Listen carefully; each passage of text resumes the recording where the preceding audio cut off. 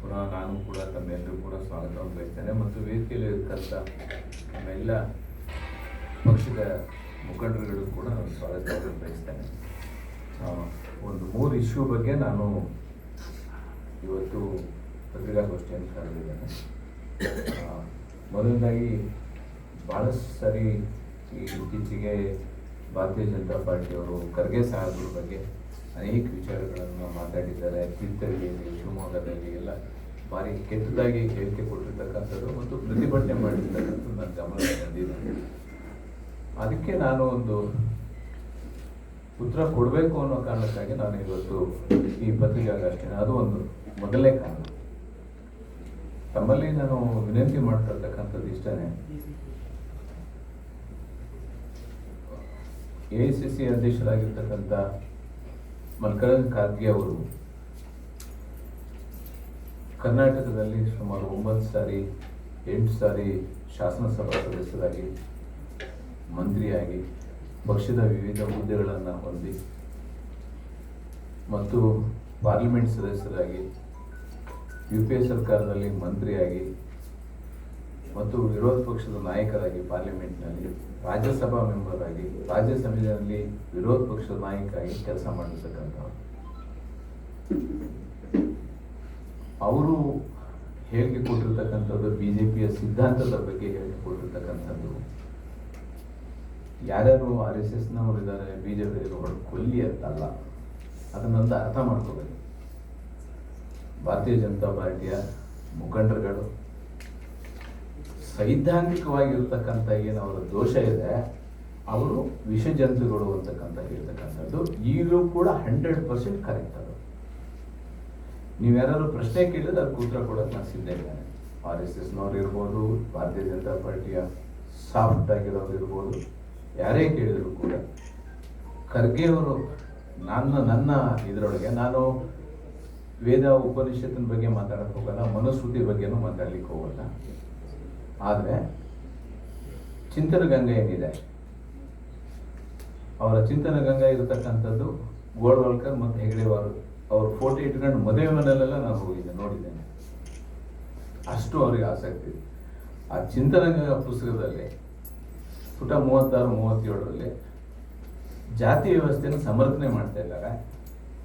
ಆ ಜಾತಿ ವ್ಯವಸ್ಥೆನಲ್ಲಿ ಬ್ರಾಹ್ಮಣ ತಲೆಯಲ್ಲಿ ಹುಟ್ಟಿದ್ದಾರೆ, ಕ್ಷತ್ರಿಯ ಬುದ್ಧಲ್ಲಿ ಹುಟ್ಟಿದ್ದಾರೆ, ವೈಶ್ಯರು ತೊಡೆನಲ್ಲಿ ಹುಟ್ಟಿದ್ದಾರೆ, ಪಾದದಲ್ಲಿ ಶೂದ್ರರು ಹುಟ್ಟಿದ್ದಾರೆ, ದಲಿತರು ಎಲ್ಲಿದ್ದಾರೆ, ಊರಿಂದ ಹೊರಗೆ, ಕಾಂಪೌಂಡಿಂದ ಹೊರಗೆ, ಅವರು ಪಂಚಮರು. ಆ ಕೇರಿಯಿಂದ ಬಂದಂಥ ಒಬ್ಬ ವ್ಯಕ್ತಿ 60-70 ವರ್ಷಗಳ ಕಾಲ ಈ ದೇಶದಲ್ಲಿ ಹೋರಾಟ ಮಾಡಿ ಆ ಸಿದ್ಧಾಂತವನ್ನು ನಮ್ಮನ್ನು ಇನ್ನೂ ಕೇರಿಯಿಂದ ಹೊರಗಿಟ್ಟಿದ್ದಾರೆ ಅಂತ ಒಂದು ಆ ಸಿದ್ಧಾಂತವನ್ನು ವಿಷಜಂತುಗಳು ಹೋಲಿಸಿದ್ರೊಳಗೆ ಏನು ತಪ್ಪಿದೆ ಅನ್ನೋದು ನನಗೆ ಬೇಕು. ನನ್ನ ಲೆಕ್ಕದಲ್ಲಿ ಈ ಶೂದ್ರ ವರ್ಗದವರು, ವೈಶ್ಯರು, ಕ್ಷತ್ರಿಯರು ಮತ್ತೆ ಮೇಲಿರತಕ್ಕಂಥ ಬ್ರಾಹ್ಮಣ ಸಮಾಜ, ಈ 21% ಏನಾದ್ರು ಅವ್ರಿಗೆ ಸಿಟ್ಟಿದ್ದಿದ್ರೆ, ದ್ವೇಷ ಇರೋದಾಗಿದ್ರೆ, ಈ ದೇಶದ 114 ಕೋಟಿ ಜನರಲ್ಲಿ 20-25% ಅವರೇ ಇದ್ದಾರೆ. ಮೇಲ್ಗಡೆ 4 ಜನರನ್ನ ಕೊಂದೇ ಹಾಕ್ಬಿಡೋದಾಗಿತ್ತು. ಆದರೆ ಅವರಿಗಿರೋ ತಾಳ್ಮೆ, ಆ ವರ್ಗಕ್ಕಿರ್ತಕ್ಕಂಥ ತಾಳ್ಮೆ, ಸಹನೆ ಈ ಪ್ರಪಂಚದಲ್ಲಿ ಬೇರೆ ದೇಶದಲ್ಲಿ ಎಲ್ಲೂ ಇಲ್ಲ. ಇವತ್ತಿನೂ ತಡ್ಕೊಂಡು ಕೂತಿದ್ದಾರೆ ಅವರು. ಇವತ್ತಿಗೂ ಕೂಡ ಖರ್ಗೆ ಅವ್ರು ಹೇಳಿದ್ದಕ್ಕೆ ಇವ್ರಿಗೆ ಸಿಟ್ಟು ಬರುತ್ತೆ. 1000 ವರ್ಷ ತುಳಿಸ್ಕೊಂಡ್ರಲ್ಲ, ಅವ್ರಿಗೇನು ಸಿಟ್ಟು ಬರುತ್ತೆ? ನಿಮ್ಮ ಮುನ್ಸಿಪಾಲಿಟಿನಲ್ಲಿ ಕ್ಲೀನ್ ಮಾಡಿದ್ದಾರೆ, ತೀರ್ಥಹಳ್ಳಿಯಲ್ಲಿ ಕ್ಲೀನ್ ಮಾಡಿದೆ. ಯಾರು ಈ ದೇಶನ ಸ್ವಚ್ಛ ಇಟ್ಟಿರೋದು? ಮೋದಿನ? ಈ ಮೇಲ್ಗಡೆ 4 ಜನ ಏನಿದ್ದಾರೆ ಇವರೇ ಅಪಾಯಕಾರಿಗಳು, ಇವರೇ ಅವ್ರನ್ನ ತುಳಿದಿಟ್ಟಿರೋದು. ಇದಕ್ಕೆ ನನಗೆ ಉತ್ತರ ಕೊಡ್ಬೇಕು. ಅವರು ವಿಷಜಂತುಗಳು ಅಂತ ಹೇಳಿದ್ರೆ ವಿಚಾರ ಕ್ರಾಂತಿಗೆ ಇದೇನು ಈ ಕುವೆಂಪು ಯಾರು ಜಾತಿವಾದಿಗಳಿರ್ತಾರೆ ಅಥವಾ ಯಾರು ಮೌಢ್ಯಗಳಿರ್ತಾರೆ, ಅದಕ್ಕೆ ಗುಂಡಲ್ಲಿ ಹೊಡೀರಿ, ತಲೆ ಗುಂಡು ಹೊಡಿಬೇಕು, ಎದೆಗಲ್ಲ ತಲೆಗೆ ಹೊಡಿಬೇಕು ಅಂತ ಹೇಳ್ತಕ್ಕಂಥದ್ರೆ ಏನು ಮನುಷ್ಯರು ಕೊಂದ್ವಿ ಅಂತ? ಕೊಲ್ಲಿ ಅಂತಲ್ಲ. ಆ ವರ್ಗ ಸಿಟ್ಟು ಬಂದಿದ್ರೆ ಇಷ್ಟು ವರ್ಷ ಅಲ್ಲ, ನಾವು ಕಾಫಿನ ಲೋಟದಲ್ಲಿ ಕೊಟ್ಟಿಲ್ಲಲ್ಲ ಸರ್, ನಾವು ಅವರಿಗೆ ಆ ಸಮುದಾಯಕ್ಕೆ ಚಿಪ್ಪಲ್ಲಿ ಕೊಟ್ಟಿದ್ದೀವಲ್ಲ ನಾವು. ನಾಯಿನ ಎದೆಗೆ ಓದ್ಕೋತೀವಿ, ಮನುಷ್ಯರನ್ನ ಕಾಂಪೌಂಡಿಂದ ಹೊರಬಿಡ್ತೀವಿ. ಯಾರಿಗೆ ಸಿಟ್ಟಿರಲ್ಲ? We should appreciate his patience. ಇದನ್ನ ನಾನು ಹೇಳ್ತಕ್ಕಂಥದ್ದು, ಅವ್ರು ಏನು ಹೇಳಿದ್ದಾರೆ ಅದನ್ನು ನಾನು ಸಮರ್ಥನೆ ಮಾಡಿದ್ದಾರೆ. ಮತ್ತು ಅಷ್ಟು ಸೌಮ್ಯವಾಗಿರೋದೇ ನಮ್ಮ ಅದೃಷ್ಟ ಅಂತ ನಾನು ಭಾವಿಸ್ಕೊಳ್ತೇನೆ. ಆ ಸಮಾಜದ ಬಗ್ಗೆ ನನಗೆ ಗೌರವ ಇದೆ. ಬಹುಶಃ ಅವ್ರಿಗೆ ಇವರೆಲ್ಲ ರಿಸರ್ವೇಷನ್ ಕೆಟಗರಿಯಿಂದ ಬಂದವರು ಹೊರಗಡೆ. ಇವತ್ತು ನಾನು ಕೇಳ್ತೇನೆ, ರಿಸರ್ವೇಷನ್ಗೆ ಯಾಕೆ ವಿರೋಧ ಮಾಡಿದರು? ಮಂಡಲ್ ಕಮಿಷನ್ ವಿರೋಧ ಮಾಡಿದವರು ಯಾರು? ABP ಅವರು. ABP ಯಾರು ಬ್ರಾಂಚ್ ಅದು ಹೇಳ್ಬೇಕಲ್ಲ ಅವರು. ABP ಅವರು ಯಾವ ಬ್ರಾಂಚ್ ಅದು? ನಾರಾಯಣ ಸ್ವಾಮಿ ಗೊತ್ತಿಲ್ವಾ? ಅವಾಗ ಕಾಂಗ್ರೆಸ್ ಅಲ್ಲೇ ಇದ್ರಲ್ಲ ಅವರು. ಮಂಡಲ್ ಕಮಿಷನ್ ಅನ್ನು ವಿರೋಧ ಮಾಡಿ ABP ಅವರು ವಿರೋಧ ಮಾಡ್ತಕ್ಕಂಥದ್ದಲ್ಲಿ ಈ ವಿರೋಧ ಪಕ್ಷ ನಾಯಕರು ಒಳಗಡೆನೆ ಇದ್ರಲ್ಲ.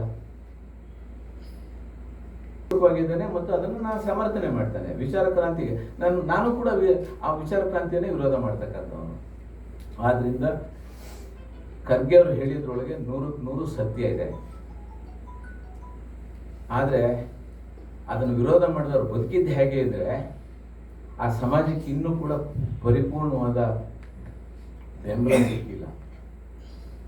ಅವರೇನಾದ್ರು ರಸ್ತೆಗೆ ಇಳಿದ್ರೆ ಇವರೆಲ್ಲ ಜಾಗ ಖಾಲಿ ಮಾಡಬೇಕಾಗುತ್ತೆ. ಅವರಿಗೆ ಅರ್ಥನೇ ಆಗಿಲ್ಲ ಪಾಪ, ಅವರಿಗೆ ಅರ್ಥನೇ ಆಗಿಲ್ಲ. ಬಹಳಷ್ಟು ಜನ ಇನ್ನೂ ಕಸ ತೆಗಿತಾನೆ ಇದ್ದಾರೆ. ಇದನ್ನ ಅರ್ಥ ಮಾಡ್ಕೋಬೇಕು. ನಾನು ಮಾಧ್ಯಮದ ಮಿತ್ರರು ಕೂಡ ಇವುಗಳನ್ನ ಚರ್ಚೆ ಮಾಡಿ, ನೀವು ಚರ್ಚೆ ಮಾಡಿ. ಇದು ಒಂದು ಭಾಗ ಬೈಫರ್ಕೇಟ್ ಮಾಡ್ತೀನಿ. ನನಗೆ ಹೇಳ್ಬೇಕು, ನೀವು ಬುದ್ಧಿವಂತರು ಪ್ರಶ್ನೆ ಕೇಳಿ ನನಗೆ ಉತ್ತರ ಬೇಕು. ನೀವಿದ್ರೆ ನಾನು ಒಂದು ಓಟನ್ನ ಮಹಿಳೆಯರ ಪರವಾಗಿದ್ದೇನೆ, ಡಿಲಿಮಿಟೇಷನ್ ವಿರುದ್ಧ ಇದ್ದೀನಿ. ಆ ಒಂದು ಓಟನ್ನ ಡಿವೈಡ್ ಮಾಡೋದು ಹೇಗೆ ಅನ್ನೋದು ನನಗೆ ಹೇಳ್ಕೊಡ್ಬೇಕು. ನಿಮ್ಮ ರಾಘವೇಂದ್ರ BJP ಅವರು ಇಲ್ಲಿ ಸಮರ್ಥನೆ ಮಾಡೋರು, ಡಿವೈಡ್ ಹೇಗೆ ಮಾಡ್ತೀರಿ? ನಾನು ಮಂತ್ರಿಯಾಗಿ ಕೆಲಸ ಮಾಡೋರು. ನಾನು 2 ಕಾಯ್ದೆಗಳನ್ನು ತಂದಿದ್ದೆ. ಒಂದು, ಕನ್ನಡ ಕನ್ನಡವನ್ನು 5ನೇ ಕ್ಲಾಸ್ವರೆಗೆ ಮಾಧ್ಯಮ ಮಾಡಬೇಕು ಅಂತಕ್ಕಂಥದ್ದು ನಮ್ದು ಒಂದು. ಇನ್ನೊಂದು, ಇಂಗ್ಲೀಷನ್ನ ಕಲಿಕೆ ಭಾಷೆಯನ್ನಾಗಿ ಮಾಡಬೇಕು ಅಂತ. ಅದನ್ನು ಒಂದಕ್ಕೆ ಮಾಡಲಿಲ್ಲ ನಾವು. ಯಾತಕ್ಕೆ ಮಾಡಲಿಲ್ಲ ಅಂದರೆ ಇದು ಹೈಕೋರ್ಟಿಗೆ ಹೋಗುತ್ತೆ, ಸುಪ್ರೀಂ ಕೋರ್ಟಿಗೆ ಹೋಗುತ್ತೆ, ನಮ್ಮದು ಮತ್ತೆ ಹಂಗೆ ಬಿದ್ದೋಗುತ್ತೆ. ಅದ್ರ ಜೊತೆ ಇದು ಕೂಡ ಸಿಗಾಕೊಳ್ಬಾರ್ದು ಅಂತೇಳಿ ಪ್ರಾಥಮಿಕ ಶಿಕ್ಷಣದಿಂದ ಇಂಗ್ಲೀಷನ್ನು ಕಲಿಕೆ ಭಾಷೆಯನ್ನಾಗಿ ಮಾಡಬೇಕು ಅಂತ 2 ಮಸೂದೆಯನ್ನು ತಂದಿದ್ವಿ. ಕಲಿಕೆ 1ನೇ ತರಗತಿಯಿಂದ ಕನ್ನಡವನ್ನು ಕಲಿಕೆ ಭಾಷೆಯನ್ನಾಗಿ ಕಲಿಸಬೇಕು ಅನ್ನೋದು ಅಲೋ ಆಯಿತು, ಗವರ್ನರ್ ಸೈನ್ ಮಾಡಿದರು, ಅದು ಇನ್ಯಾಕ್ಟ್ಮೆಂಟ್ ಆಯಿತು. ಆದರೆ ಕನ್ನಡ ಮಾಧ್ಯಮ ಮಾಡಬೇಕು ಅನ್ನೋದು ಕೋರ್ಟಿಗೆ ಹೋಯಿತು. ಚಾಯ್ಸ್ ಆಫ್ ದಿ ಮದರ್ ಅನ್ನೋ ಪ್ರಶ್ನೆ ಬಂತು. ಚಾಯ್ಸ್ ಆಫ್ ದಿ ಮದರ್ ಅನ್ನೋ ಪ್ರಶ್ನೆ ಬಂದಾಗ ಅದು ಬಿದ್ದೋಯ್ತು. ಮಾಧ್ಯಮ ಉಳಿದಾಯಿತು. ಸಪೋಸ್ ನಾನೇನಾದ್ರು ಒಟ್ಟಿಗೆ ಸೇರಿಸಿದ್ರೆ ಈ ಕಲಿಕೆ ಭಾಷೆ ಅನ್ನೋದು ಕೂಡ ಅದ್ರ ಜೊತೆ ರಿಜೆಕ್ಟ್ ಆಗ್ತಿತ್ತು. ನಾನು ಹೇಳ್ತಕ್ಕಂಥದ್ದು, ಎರಡನ್ನ ಒಟ್ಟಿಗೆ ಒಂದು ಮಾತನ್ನ ಡಿವೈಡ್ ಹೇಗೆ ಮಾಡ್ತಾರಂತೆ? ಸ್ಪೀಕರ್ ಡಿವೈಡ್ ಮಾಡ್ತಾರ, ಮೋದಿ ಡಿವೈಡ್ ಮಾಡ್ತಾರ, ಏನು ಮೂರ್ಖರ?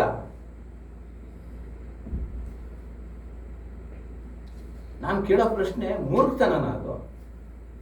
ಇದು ಈ ಚಿಂತನೆ ಗಂಗಾ ಇದೆಯಲ್ಲ, ಇದನ್ನು ಮತ್ತೊಂದು ಸಾರಿ ಈ ದೇಶದ ಜನರಿಗೆ ಟೊಪ್ಪಿ ಹಾಕೋ ಪ್ಲಾನ್ ಅದು ಒಂದು. ಇನ್ನೊಂದು ನನ್ನ ಪ್ರಶ್ನೆ ಏನು ಅಂತ ಹೇಳಿದ್ರೆ, ಸರಿ ತಂದ್ರು, ಚರ್ಚೆ ಆಗಿ, ಮೊನ್ನೆ ಯಾಕೆ ತಂದ್ರು ಅದನ್ನ? 28ನೇ ತಾರೀಕು ಮಾಡ್ಬೋದಾಯ್ತಲ್ಲ, 27ಕ್ಕೆ ಎಲೆಕ್ಷನ್ ಮುಗಿಯೋದು. ಈ ದೇಶದ ಎಲ್ಲ ಸೆಗ್ಮೆಂಟಿನ ಚುನಾವಣೆ ಮುಗಿದೋಗೋದು, ವೆಸ್ಟ್ ಬೆಂಗಾಲ್ ಇನ್ನೊಂದು ಮತ್ತೊಂದು ಎಲ್ಲ ಮುಗಿದೋಗೋದು. ಆಮೇಲೆ ಚರ್ಚೆ ಮಾಡ್ಬೋದಾಗಿತ್ತಲ್ಲ. ಅಲ್ಲಿ ಪಾರ್ಲಿಮೆಂಟ್ ಮೆಂಬರ್ಸ್ ಎಲ್ಲ ಇಲ್ಲಿಗೆ ಬರ್ಬೇಕಲ್ಲ, ಅವ್ರು ಚುನಾವಣೆಯಲ್ಲಿ ದುಡಿಸ್ಕೊಂಡಿರ್ತಾರೆ. ಯಾತಕ್ಕಾಗ ಅಷ್ಟು ಗಡಿಬಿಡಿ ಏನಿತ್ತು ಮೋದಿಗೆ? ಊರೆಲ್ಲ ತಿರ್ಗಾರ, ಇನ್ನೊಂದು 10 ಊರು ತಿರ್ಕೊಂಡ್ ಬರ್ಬೋದಿತ್ತು, ಬೇರೆ ದೇಶಕ್ಕೆ ಹೋಗಿ ಬರ್ಬೋದಾಗಿತ್ತು. ಮಿಡ್ ಸೆಷನ್ ಅನ್ನ, ಸ್ಪೆಷಲ್ ಸೆಷನ್ ಅನ್ನ ಚುನಾವಣಾ ಫಲಿತಾಂಶದ ನಂತರ 5 ಚುನಾವಣೆ 4ನೇ ತಾರೀಕು ಫಲಿತಾಂಶ 5ನೇ ತಾರೀಕು ಕರಿಬೋದಾಗಿತ್ತು ಸೆಷನ್. ಚರ್ಚೆ ಮಾಡಲಿ. ಯಾರು ಬೇಡ ಅಂತ ಹೇಳಿದ್ದು? ಯಾರಿಗೆ? ಸ್ಪೀಕರಿಗೆ ಬೇಡ ಅಂತ ಹೇಳಿದ್ರು ಅಥವಾ ಯಾರು ಬೇಡ ಅಂತ ಹೇಳಿದ್ರು? ಆ ರೀತಿನೇ ಮಾಡಿದ್ದಿದ್ರೆ ಏನಾಗ್ತಿತ್ತು?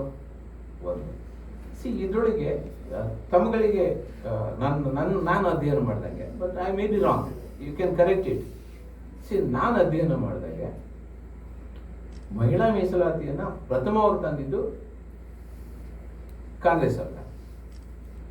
ಆಗ ಯಾತಕ್ಕೆ ಅಲೋ ಆಗಲಿಲ್ಲ ಅಂತ ಹೇಳಿದ್ರೆ, ಅದನ್ನ ಬಹಳ ವಿರೋಧ ಮಾಡಿದವರು ಆ ಸಂದರ್ಭದಲ್ಲಿ ಸಮಾಜವಾದಿ ಪಾರ್ಟಿಯವರು ಮತ್ತು RJD ಅವರು ತಾತ್ವಿಕವಾಗಿ ವಿರೋಧ ಮಾಡಿ. ಅದರ ಉದ್ದೇಶ ಏನಿತ್ತು ಅವ್ರದ್ದು ಏನಂತ ಹೇಳಿದ್ರೆ, ನೀವು 33% ತರೋದ್ರ ಬಗ್ಗೆ ನಮ್ದೇನು ವಿರೋಧ ಇಲ್ಲ, ಆದರೆ ಅದರೊಳಗೆ ಕೆಟಗರಿ ಮಾಡಿ, ಕೆಟಗರಿ ಡಿಕ್ಲೇರ್ ಮಾಡಿ. ಇಲ್ಲದೆ ಇದ್ರೆ ವಾಲಂಟಿಯರೆಲ್ಲ ಒಳಗೆ ಬಂದ್ಬಿಡ್ತಾರೆ.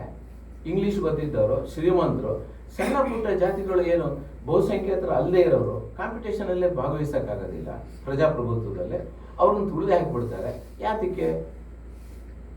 ಹಿಂದೂ ಸಮಾಜದಲ್ಲಿ 4800 ಜಾತಿ ಇದೆ, ರೆಕಗ್ನೈಸ್ ಕ್ಯಾಸ್ಟ್ ಇದೆ,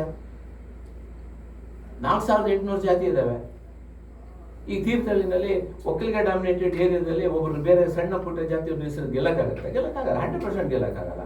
ಸೊ ಅದಕ್ಕೆ ಇವತ್ತೇನು ನಿಮ್ಮ ಕಾರ್ಪೊರೇಷನ್ ಆಗ್ಬೋದು, ತಾಲೂಕ್ ಪಂಚಾಯತಿ, ಜಿಲ್ಲಾ ಪಂಚಾಯತಿಗಳಾಗ್ಬೋದು, ರಿಸರ್ವೇಷನ್ ಮಾಡಿರೋದು ಸಬ್ ಕೆಟಗರಿಗೆ ಹಾಕಿದ್ರೆ ಎಲ್ಲ ಸಮಾಜದವರು ಕೂಡ ಪ್ರಜಾಪ್ರಭುತ್ವದಲ್ಲಿ ತಮ್ಮ ಧ್ವನಿಯನ್ನ ವ್ಯಕ್ತಪಡಿಸ್ಲಿಕ್ಕಾಗತ್ತೆ ಅಂತ. ಇವ್ರದ್ದೇನು ಸ್ಟ್ಯಾಂಡ್ ಹೇಳ್ಬೇಕಲ್ಲ ಅದನ್ನ. What is their stand as far as reservation is concern? ಹೇಳ್ಬೇಕಲ್ಲ ಅದನ್ನ. That they have not explain it.